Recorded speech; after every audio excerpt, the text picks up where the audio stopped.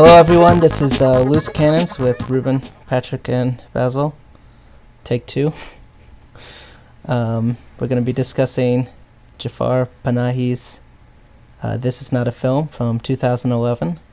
And before we get into it, Basil's going to give us a little background on Panahi's current legal situation.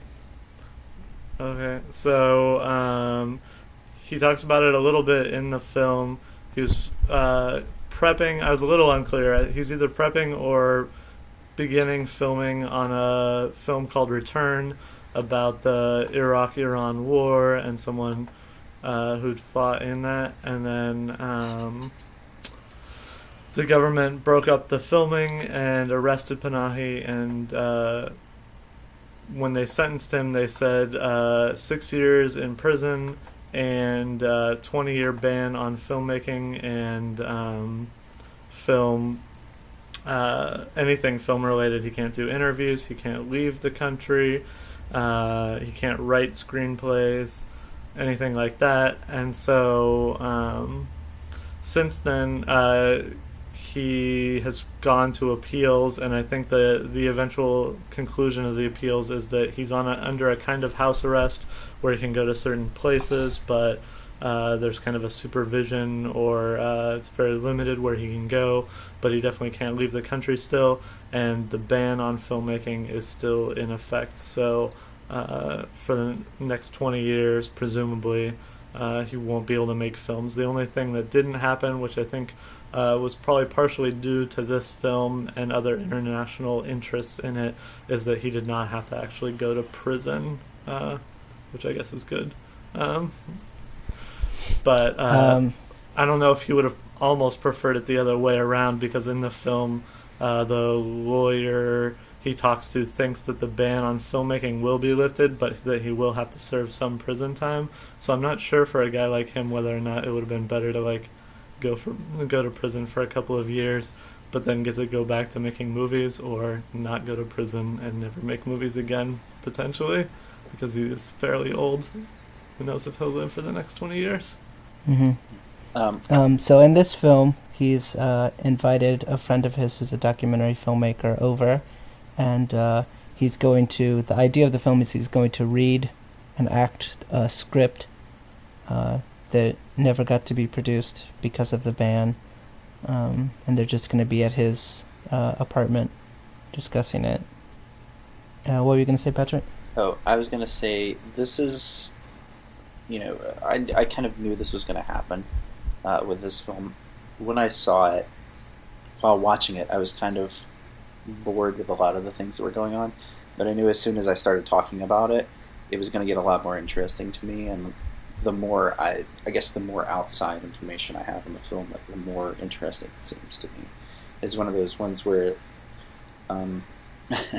we said this in the part that didn't get recorded, but you said it was like medicine. It was like taking medicine. It's not really that pleasant to take the medicine, but then once you take it, you start getting all these, good effects from it. Your body starts feeling better, and that's kind of the way this film was. I tried to watch it once, and I had to stop because I just wasn't into it. I wasn't feeling it, and I finally, just had to watch it straight through today, kind of under a time crunch, and absorb of it what I could. But from all the things I've read about it and what we've talked about here today, it kind of opens up when it starts doing that. It's one of those films that I feel like is stronger with all the things outside of it, all the context. And I also I love the two animals that show up in the film. The iguana, who's constantly being stubborn and interrupting Pahani when he's trying to do things, and the little dog who apparently hates the filmmaker, or he hates the guy that's holding the camera. He just keeps barking at the guy who's holding the camera, and then later he's barking at the trash collector too. With anybody who's unfamiliar to him, he just goes crazy and won't stop barking at them. So Patrick he liked the film pretty well, but he liked it more as a discussion piece than as a in watching it itself. Basil, what was your take on it? I would say compared to Offside, I didn't enjoy it quite as much. And also his other film, I've seen a short film of his called The Accordion that I liked a lot. It was one of my favorite films of that year. I think I saw that in 2010. I guess I'd probably say Offside is one of my favorite movies that I've seen.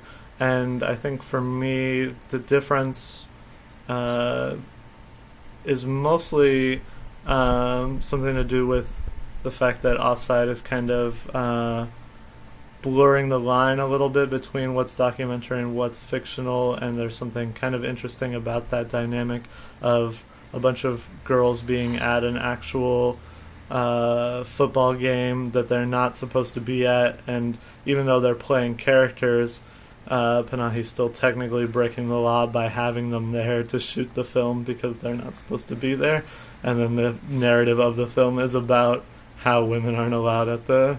So it's kind of like a double thing of them actually... Yeah, because they're shooting it at a real soccer game. Yeah, and they... and it's the actual soccer game that they're at in the film. Like, it wasn't staged or a different soccer game filling in for it. Like, they knew that was going to be happening and created the screenplay for that particular game and then went and shot it during the actual game, which seems very dangerous. And there's an immediacy to Offside that there isn't to This Is Not a Film. Yes. Because of that. Yes. And I think also this had more of a detached feeling to me that I didn't connect with emotionally as much. Like, both The Accordion and Offside had moments that, like, really punched me emotionally, where, like, I just couldn't control myself and I almost started crying.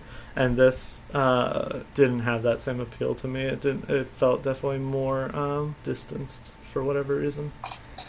Did Accordion also end with fireworks, like Offside and This Is Not a Film? I don't think that it did. Maybe only his features and fireworks. With fireworks and people running through the streets, celebrating. Or protesting. So, this was... Yeah, we haven't watched a film yet that I didn't really enjoy. Like, Code Unknown is probably my least favorite that we've seen so far, and I liked it a fair bit. What was most striking to me about this movie kind of touched on something that Basil and I were talking about recently, which was being a person of privilege who still works for people who are without privilege. And that, when I heard initially about what was going on with Jafar Panahi and what had happened to him, I feel like I had a certain image in my head of the circumstances that he was in.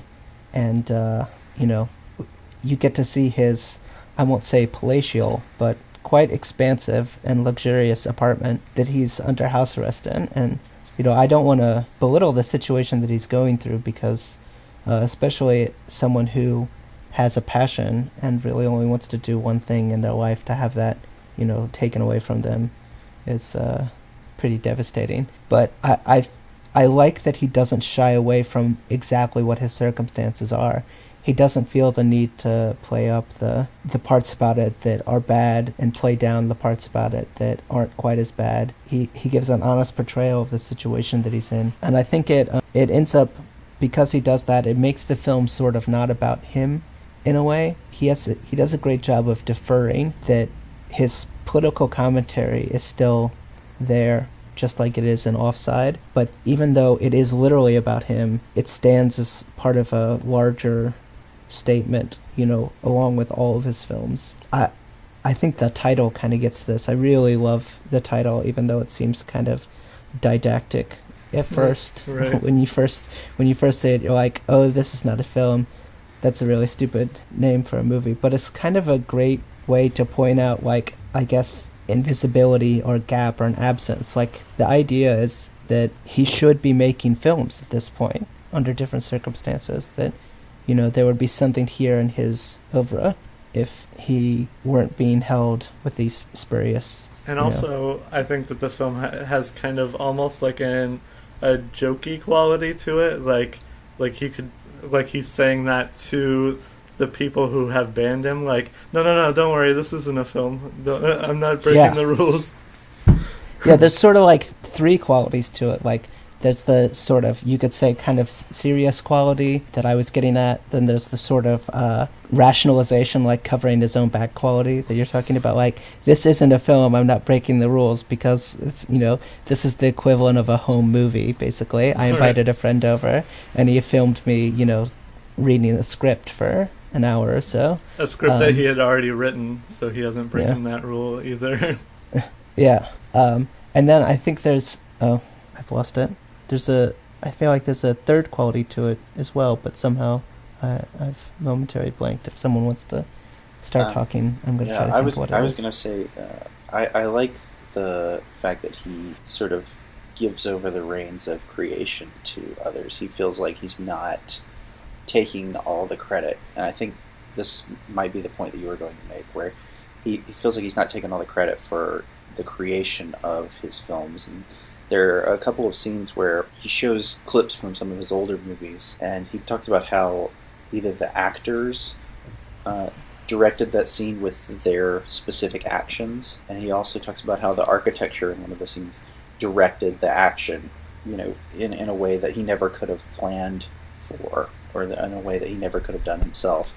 It was this, I guess, the collaboration of all the different elements that actually directed the film, more than just his particular vision. Yeah, he seems, both as a person and in the films I've seen of his, as a very compassionate and collaborative person, like as part of a system that, creates things. And so he sees himself in his filmmaking, not as an auteur at all, but as someone who has a specific role in the creation of something. And then, on a more personal and political scale, he seems to be dedicated to helping the people around him in the way that he knows how. I was just going to say, I think another thing that sort of gets at that is that constantly, not constantly, but throughout the film, he's always mentioning that, like, he doesn't understand the technical details, and are they going to need a light for this or not a light, and, like, he's very open about the fact that he knows how to do certain things, but he's not, like, one of those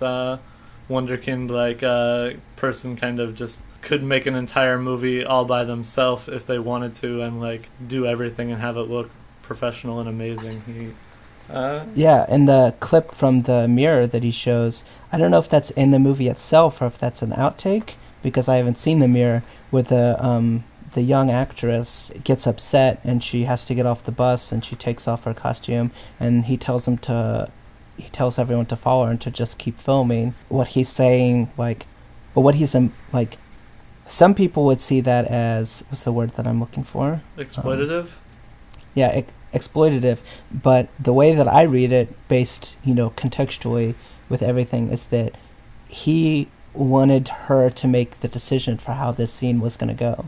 So he follows her, and I don't know what happened with the movie, whether or not that got cut or whether or not that was included as part of the movie, but he wanted her actual feelings, on screen to be represented, honestly, and I appreciated that.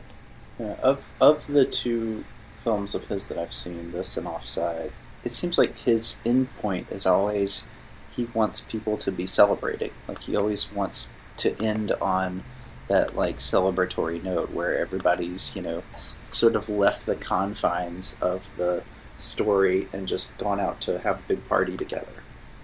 Because that's essentially what happens at the end of those two films.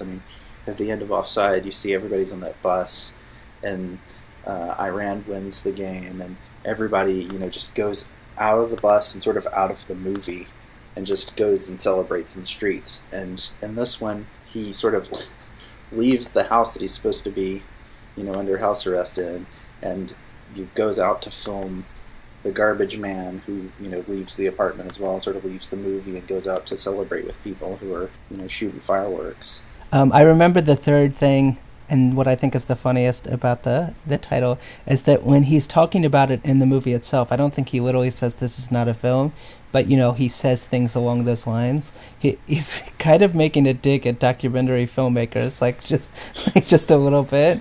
Like, he's kind of teasing his friend, like, the whole time. Like, he tells him, his friend is going based on legality or whatever, but, like, he tells him to cut. And then he's like, he doesn't cut, and he's like, "What are you doing?"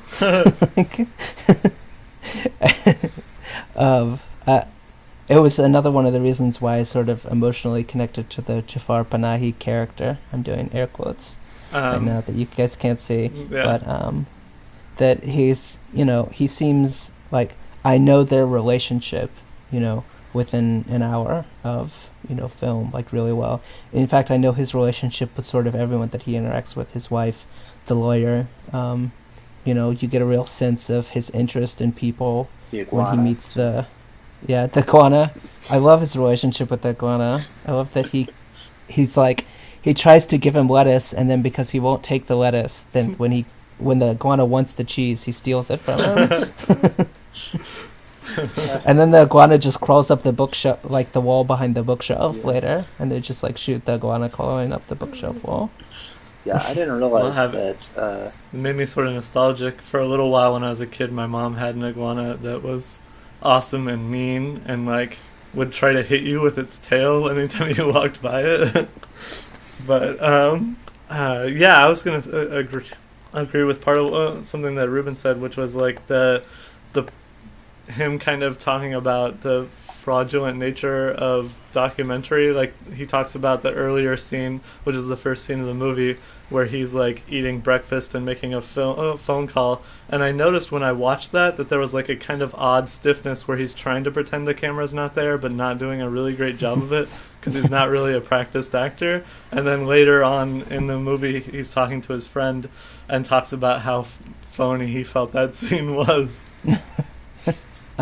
I mean, I love the films of Abbas Kiarostami, and I like this film quite a bit, and I feel like they're going in a real interesting direction. I think that sort of blurring of documentary and feature is, I don't know what the exact word is, because I don't want to say best or honest, neither of those are accurate, but it's a type of filmmaking that has a better core or structure to it, I think, than sort of pure fiction or pure documentary.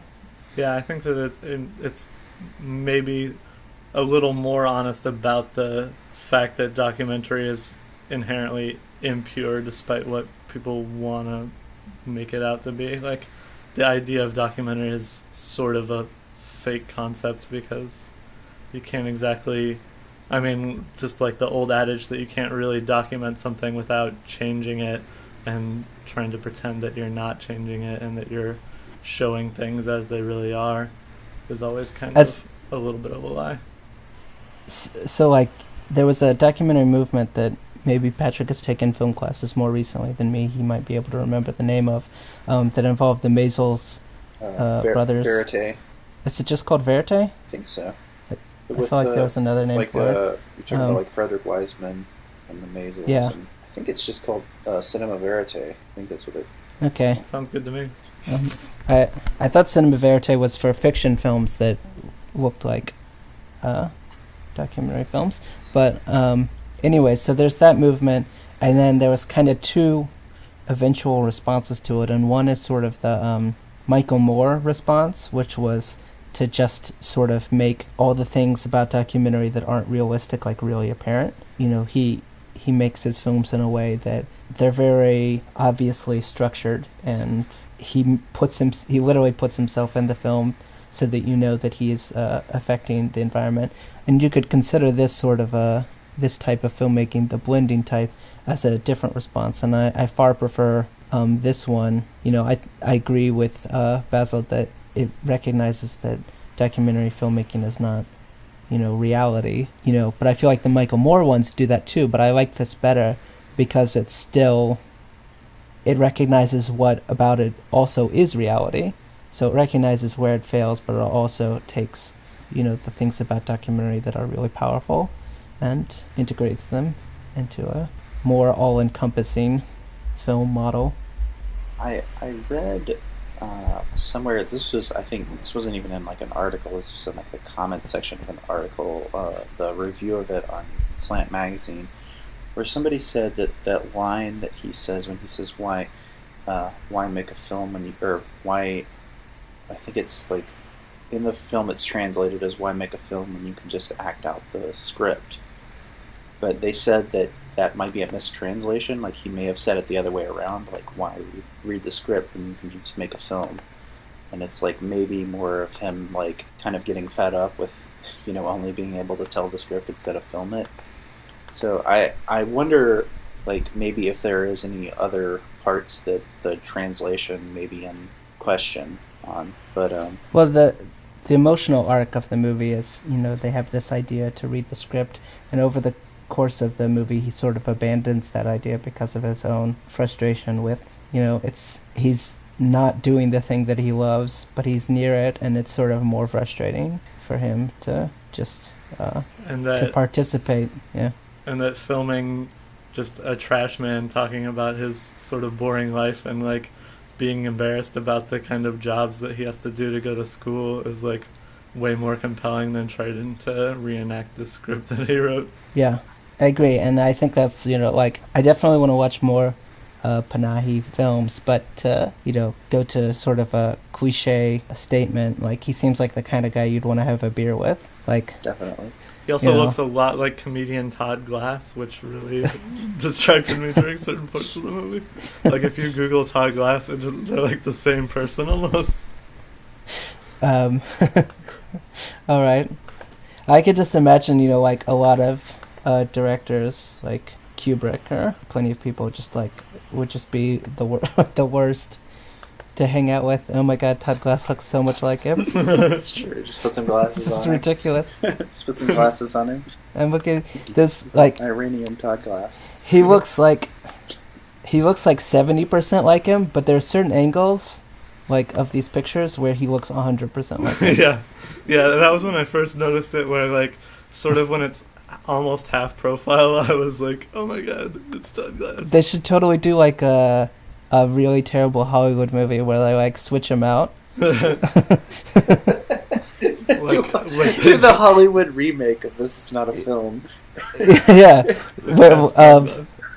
Yeah, where Todd Glass comes in and they think, and so they're able to get Jafar Panahi out by claiming that he's Todd Glass, and then Todd Glass is like, "No, I'm Todd Glass. You can't keep me here." Do a switcheroo. Do a real Argo with real Argo. Argo 2. Argo 2. Argo 2 Electric Boogaloo. The independent filmmaker version. Film it heist style, like Man on Wire. I think that's pretty much it for me. I agree with you guys that I was, after the first like 20 minutes or so, I was really ready to like give this film like a great grade. I was like so surprised by so many things in it, you know, and then the sort of middle section where, I mean, I think you're right. I think it's supposed to be intentionally boring a little bit, but still, I was bored. And it was a little frustrating, you know, and then it picked up again at the end, and I liked that it was able to get me into, you know, I felt like Panahi, and that like I became interested in like this guy's story, and I was like, what's the story going to be about? And then it sort of never went anywhere. Like, I think like I was watching it, and then I assumed that I had missed it because it didn't seem to have an ending, and so like I went back and watched the guy's story like 2 or 3 times, and then I was like, no, there's no real story here. He never tells it. He keeps starting. He was like wet. He keeps starting something. to tell it, and then he stops telling it like 5 times. And normally, under normal circumstances, I wouldn't do that. I would just be like, oh, I missed it, whatever. But like, over the course of watching the film, I felt like him. I was like, oh, I want to hear about the story. Because he did. And I found that to be really impressive. Yeah, also, my favorite part of that whole sequence is where the garbage man is talking to the lady who has the little dog that keeps barking. And he says, why don't you just leave him with Mr. Panahi? And he knows that Mr. Panahi's in the elevator behind him. Because why did you include me? I just love that part, because I was like, he's playing with, I guess he's like messing with Panahi in a way. He's doing that, and I enjoyed that. It was a surprisingly funny movie at like a number of points. Yeah, it was funny in a very like down to earth way, like not in a over the top kind of jokey way. It was just like, oh, like those little Like classic television show Roseanne. it was like little life absurdities is what it was. It was great. I also thought, I mean, just as like a contextual thing for like Iran being a culture that I don't know that much about, there's like interesting things to pick up on, like how when people are, it seems like whenever people are leaving or saying goodbye, they're apologizing for taking up their time. Like, sorry for, you know, like when when the filmmaker's trying to leave and Panahi obviously doesn't want him to, he keeps saying like, sorry, if you don't mind, I'll leave now. I apologize. And the lawyer kind of does the same thing on the phone, and I don't know, I think it's interesting. And also sort of small mentions of class things where like the garbage man is really embarrassed about his shirt, which if he hadn't said anything, like it looked like just a normal shirt to me, but for some reason he's like, Yeah. oh, this isn't my nice shirt, this is just my shirt I wear to take garbage Yeah, it's out. not his school shirt. Yeah, That's what he said, because he's going for his master's in arts. right, but to me it looked like a Yeah. shirt I would It's like wear. a nice button-up shirt. Yeah. No, like I can't. I would go to if I was a garbage man, I would wear better clothes to my garbage man job than I would to my school classes. Like, I wandered to school. Like, to me, that's where I have to be the least professional. So, you know, if I could come in, like, completely naked and not having showered for 3 weeks, I probably would. For me, I felt like he was wearing a shirt that I would wear to a job interview, but he was, like, complaining that it's Yeah. just his garbage shirt. Okay, wrap it up. Any final thoughts? Looking forward to seeing more of Panahi's work in the future. Yeah. Me too. Hopefully, I think- hopefully he'll continue to sneak films out of the country in cakes. Yeah, I really want to see Closed Curtain. I'm hoping it comes out here soon. Hope they don't. He's probably. ban This him is from probably having the cakes. director I'm the most excited now about of the people that we've watched. It's Panahi. Yeah, and I also say what you were talking about earlier, where he says he's not good at like all the technical stuff. Like that's exactly how I feel about films. Like I could tell you what I want to do here, but I have no idea how to make the lighting and the camera do that. Like I have to get somebody else. I'm like, come here, do that. So I felt good that knowing that he's a successful director who's that same way. Who's his mind is all on the story and the emotions of the characters, and he's not like tech head like a lot of really celebrated filmmakers seem to be. Okay, that was Okay. the end. This was our discussion of This Is Not a Film with Basil, Patrick, and Reuben. Thanks everyone for listening. Goodbye. Bye. Bye.